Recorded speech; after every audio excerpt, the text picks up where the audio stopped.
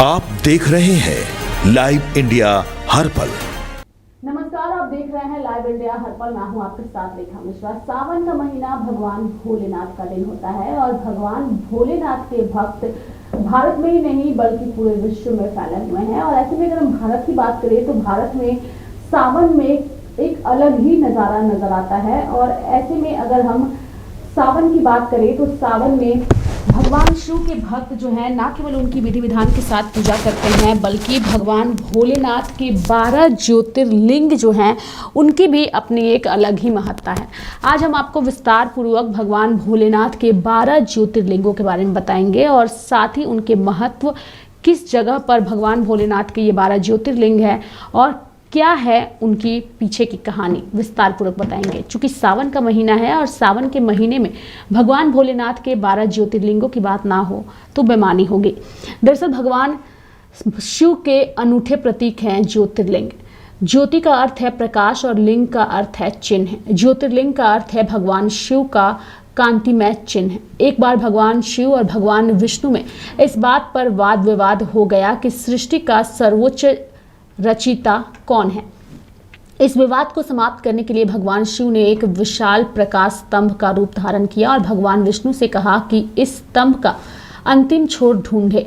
दोनों में से कोई भी उसके छोर को नहीं पा सका। पौराणिक कहानी के अनुरूप इन प्रकाश स्तंभों की अभिव्यक्ति शिव के सभी ज्योतिर्लिंग मंदिरों में पाई जाती है, जिनमें भगवान शिव की ज्योतिर्लिंग के रूप में दर्शाया गया है। देश भर में 12 ज्योतिर्लिंग हैं और यह सब हिंदुओं के लिए पवित्र स्थान है। प्रत्येक ज्योतिर्लिंग की स्थापना कैसे हुई, इसके पीछे एक अलग कहानी है। प्रत्येक ज्योतिर्लिंग के साथ कोई ना कोई पौराणिक कहानी जुड़ी हुई है। सोमनाथ, जो कि गुजरात में स्थित है। सोमनाथ ज्योतिर्लिंग गुजरात के सौराष्ट्र क्षेत्र में प्रभास पाटन नामक स्थान पर स्थित है। एक बार प्रजापति दक्ष ने चंद्र देवता को श्राप दिया कि चंद्रमा अपना तेज खो देगा। तब चंद्र देवता ने उस श्राप से मुक्त होने और भगवान शिव को प्रसन्न करने के लिए घोर तपस्या की। भगवान शिव ने प्रसन्न होकर चंद्रमा को दर्शन दिए और उनको श्राप से मुक्त किया और चंद्र देवता को प्रत्येक माह में 2 सप्ताह बढ़ने और 2 सप्ताह घटने की अनुमति देती। चंद्र देवता ने अपनी कृतज्ञता व्यक्त करने के लिए भगवान शिव के सम्मान में एक ज्योतिर्लिंग की स्थापना की। इस ज्योतिर्लिंग का नाम सोमनाथ रखा गया, जिसका अर्थ होता है चंद्रमा का भगवान।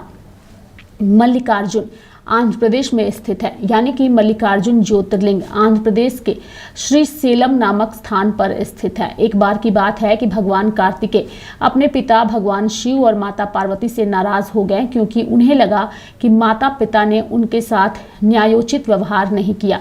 वह कैलाश छोड़कर दक्षिण में श्री सेलम पर्वत पर आकर रहने आ गए।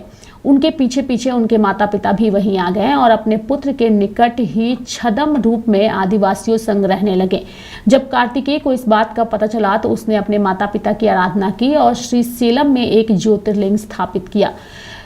कृष्णा नदी के तट पर प्रकट भगवान शिव के इस रूप को अर्जुन और माता पार्वती को मल्लिका नाम से जाना गया।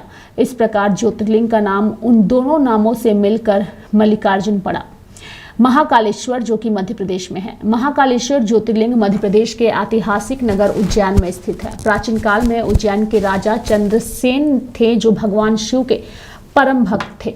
उस काल में उज्जैन पर उनके विरोधी राजाओं द्वारा आक्रमण किया गया। शत्रुओं ने लगभग पूरे उज्जैन नगर पर नियंत्रण कर लिया तो राजा चंद्रसेन और उनके अनुयायियों ने भगवान शिव के सामने पराजय तथा विनाश से बचाने की कई बार प्रार्थना की। भगवान शिव ठीक समय पर अपने महाकाल रूप में वहां प्रकट हुए और राजा चंद्रसेन के शत्रुओं का पूर्णतया विनाश कर दिया। तब राजा और अन्य भक्तों की प्रार्थना पर भगवान शिव ने महाकालेश्वर ज्योतिर्लिंग के रूप में वहां उपस्थित रहने की सहमति दी। यह उनका काल सम्राट रूप है।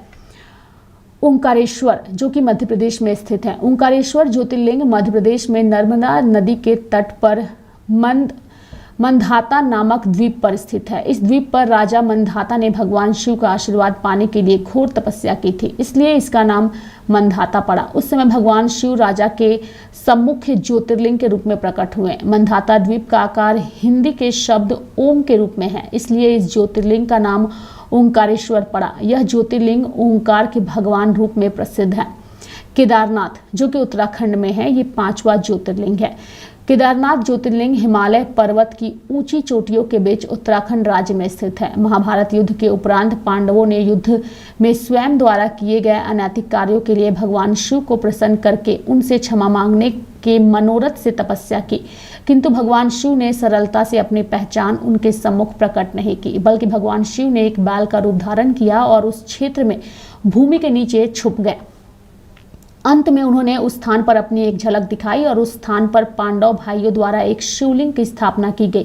केदार के अनेक अर्थों में एक अर्थ होता है क्यारी अथवा चारागाह, इसलिए इस शिवलिंग का नाम केदारनाथ पड़ा, क्योंकि भगवान शिव ने स्वयं को उस क्यारी चारागाह में छिपाया था।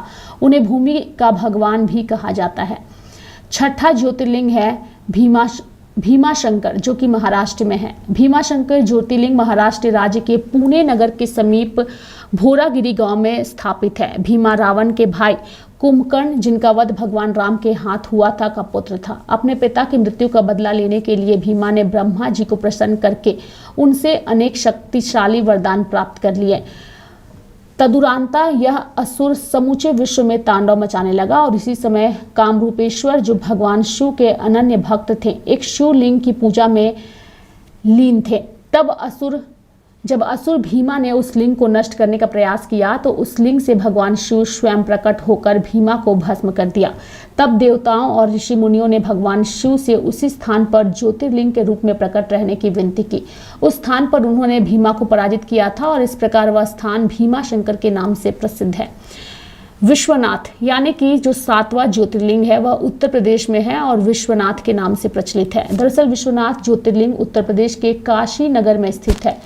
बता दें कि किंवदंतियों के अनुसार भगवान शिव अन्य सभी देवताओं पर अपना प्रभुत्व स्थापित करने के लिए काशी में पृथ्वी की सतहों को चीरकर एक प्रकाश स्तंभ के रूप में निकले और वह प्रकाश स्तंभ आकाश में अनंत ऊंचाई तक ऊपर उठता रहा। तब सब आकाशीय शक्तियों ने उन्हें विश्वनाथ अर्थात ब्रह्मांड का भगवान कहकर उनका आशीर्वाद किया, माफ करिएगा, उनका अभिवादन किया। उस स्थान पर जहां भगवान शिव ने अपनी महिमा प्रकट की थी, एक ज्योतिर्लिंग की स्थापना की गई और इस ज्योतिर्लिंग से जुड़ी हुई और भी अनेक लोक कथाएं और कहानियां जो हैं वो प्रचलित हैं। 8वां अगर हम बात करें भगवान की तो 8वां त्र्यंबकेश्वर जो कि महाराष्ट्र में है। त्र्यंबकेश्वर ज्योतिर्लिंग महाराष्ट्र राज्य के नासिक शहर के निकट स्थित है। एक समय में ऋषि गौतम और उनकी भार्या वहां निवास करते थे। उनके पास भगवान वरुण द्वारा प्रदत्त एक बिना तल का अक्षय पात्र था जिसमें निरंतर असीमित अन्न देने की क्षमता थी। इसे देखकर अन्य ऋषिगण उनसे ईर्ष्या करने लगे। उन्होंने एक छद्म गाय को ऋषि गौतम के आश्रम में भेजकर वहां उसे प्राण त्यागते हुए दिखा दिया और ऋषि गौतम पर गौ हत्या के पाप का आरोप लगाकर उन्हें कलंकित करने लगे। तब ऋषि गौतम ने भगवान शिव की स्तुति करके उन्हें प्रसन्न किया और उन्हें मां गंगा को उनके आश्रम तक लाने की प्रार्थना की जिससे वह स्थान पवित्र हो सके। भगवान शिव वहां प्रकट हुए और उन्होंने गंगा नदी को उस आश्रम के निकट से बहने का अनुरोध किया। यह नदी गोदावरी नदी के नाम से जानी जाती है। तत्पश्चात ऋषि गौतम व अन्य भक्तों की प्रार्थना पर भगवान शिव ने स्वयं को उस नदी के तट पर एक ज्योतिर्लिंग के रूप में स्थापित किया जिसका नाम त्र्यंबकेश्वर है। यह भगवान शिव का त्रिनेत्र रूप है यानी कि त्रिंबिका। वैद्यनाथ यानी कि 9वां ज्योतिर्लिंग वैद्यनाथ है जो कि झारखंड में है। वैद्यनाथ ज्योतिर्लिंग झारखंड राज्य के देवघर जिले में स्थित है। एक बार रावण की तपस्या से प्रसन्न होकर भगवान शिव ने उन्हें आशीर्वाद स्वरूप एक ज्योतिर्लिंग का प्रसाद दिया और उसे लंका में स्थापित करने को कहा जिससे वह तीनों लोकों में अजय हो जाएगा। किंतु भगवान शिव ने रावण को चेतावनी दी कि उस ज्योतिर्लिंग को लंका ले जाते समय मार्ग में कहीं भी किसी भी परिस्थिति में भी भूमि पर ना रखें। कैलाश से लंका जाते समय रास्ते में रावण को थोड़ी नींद आने लगी और उसने विश्राम करने की सोची। उसने समीप ही उपस्थित किसी बच्चे को थोड़े समय के लिए ज्योतिर्लिंग उठाए रखने को कहा और स्वयं विश्राम करने लगा। वह बालक उस ज्योतिर्लिंग के वजन को नहीं संभाल पाया और उसने वह भूमि पर रख दिया। तब वह ज्योतिर्लिंग उसी स्थान पर जड़ हो गया और रावण उसे दोबारा उठा ही नहीं पाया। यही ज्योतिर्लिंग वैद्यनाथ ज्योतिर्लिंग के नाम से प्रसिद्ध हुआ और यह वैद्यजनों के भगवान हैं। नागेश्वर यानी कि 10वां ज्योतिर्लिंग नागेश्वर है, जो कि गुजरात में है। नागेश्वर ज्योतिर्लिंग गुजरात के द्वारका जिले में स्थित है। समुद्र के नीचे एक नगर था जिसमें समुद्री सांपों का निवास था। उस नगर में भगवान शिव की भक्ति सुप्रिया नाम की एक सर्पिनी को दारुका नामक असुर ने बंधक बना लिया। उसकी कैद में रहते हुए सुप्रिया और अन्य भक्तों ने निरंतर जाप करके शिव का आह्वान किया। तब भगवान शिव वहां प्रकट हुए और उन्होंने असुर का संहार करके अपने भक्तों को मुक्त किया। तब भगवान शिव ने स्वयं को द्वारका में सागर के किनारे नागेश्वर ज्योतिर्लिंग के रूप में स्थापित किया। यह ज्योतिर्लिंग नाग जाति के भगवान हैं, यानी कि सभी सर्पों के। रामेश्वरम 11वां ज्योतिर्लिंग, जो कि तमिलनाडु में स्थित है। रामेश्वरम ज्योतिर्लिंग भारत के दक्षिणी छोर पर तमिलनाडु राज्य में स्थित है। रावण से युद्ध करने के लिए भगवान राम ने भगवान शिव का आशीर्वाद पाने के लिए इस लिंग की स्थापना स्वयं की थी। यह ज्योतिर्लिंग स्वयं भगवान राम का भी श्रद्धेय है। 12वां ज्योतिर्लिंग घृणेश्वर, जो कि महाराष्ट्र में है। घृणेश्वर ज्योतिर्लिंग महाराष्ट्र राज्य के औरंगाबाद जिले में स्थित है। वहां कुसुमा नाम की एक महिला थी जो भगवान शिव की परम भक्त थी। उसकी दिनचर्या में अपने इष्ट की आराधना प्रतिदिन नियमित रूप से करना सम्मिलित था और इसमें वह शिवलिंग की प्रतिमा को एक तालाब में डुबोकर अभिषेक करवाती थी। उसके पति की एक और पत्नी भी थी जो समाज में कुसुमा की बढ़ती लोकप्रियता और सम्मान को देखकर इससे ईर्ष्या करने लगी।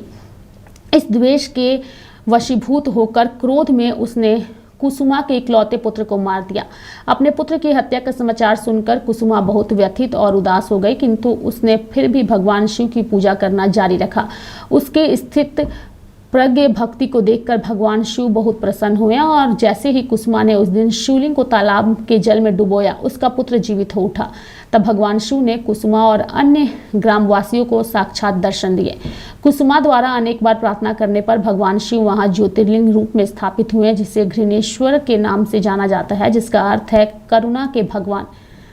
देश के अलग अलग भागों में ज्योतिर्लिंग स्थापित करने का उद्देश्य, भारत में लोग अनेक भाषाएं बोलते हैं। यदि काशी में एक भाषा बोली जाती है तो रामेश्वरम में कोई दूसरी।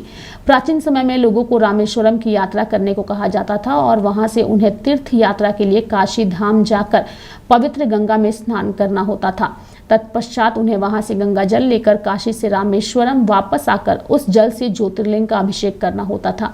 इसके पश्चात भी उन्हें वहां से प्रसाद लेकर पुनः काशी विश्वनाथ मंदिर में चढ़ाने जाना पड़ता था। पुराने समय में यह सब करने के पीछे का जो आशय यह था कि लोगों को देश के विभिन्न भागों में स्थित धार्मिक स्थलों का भ्रमण करवाकर उनमें राष्ट्रीय एकता की भावना उत्पन्न की जाए। और यही कारण है कि सभी 12 ज्योतिर्लिंग किसी एक स्थान विशेष अथवा किसी एक राज्य में स्थापित नहीं किए गए। उनमें से कुछ उत्तर में तो कुछ दक्षिण में और कुछ पश्चिम में। इस प्रकार वे सब तरफ फैले हुए हैं। पुराने समय में जिन स्थानों पर ज्योतिर्लिंग स्थापित थे उन स्थानों पर पहुंचना आसान नहीं था। उन तीर्थों तक पहुंचने के लिए दुर्गम मार्गों से होकर जाना पड़ता था। इसके लिए घने जंगलों, खतरनाक घाटियों, नगरों के खंडहरों और बर्फ से ढकी चोटियों को लांघना पड़ता था। उदाहरण के लिए केदारनाथ हिमालय पर्वतमाला में बहुत ऊंचाई पर स्थित है। इस प्रकार भगवान शिव को समर्पित पवित्र तीर्थ स्थलों को देश के भिन्न भिन्न भागों में स्थापित करके उस समय के हमारे साधु संतों ने पूरे देश को एक सूत्र में पिरोने का काम किया।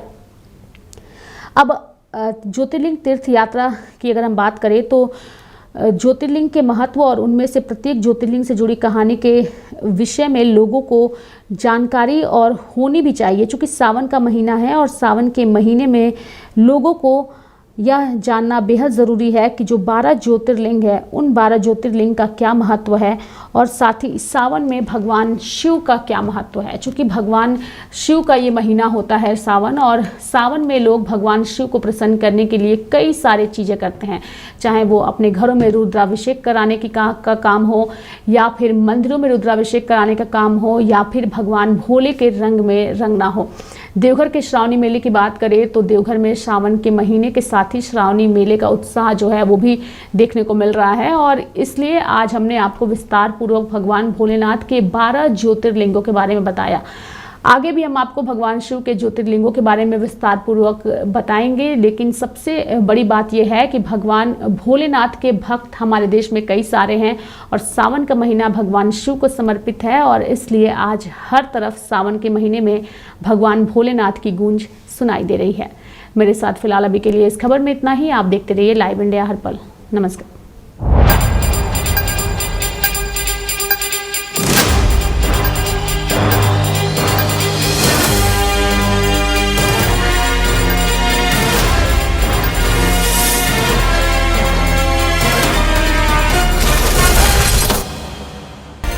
आप देख रहे हैं लाइव इंडिया हर पल।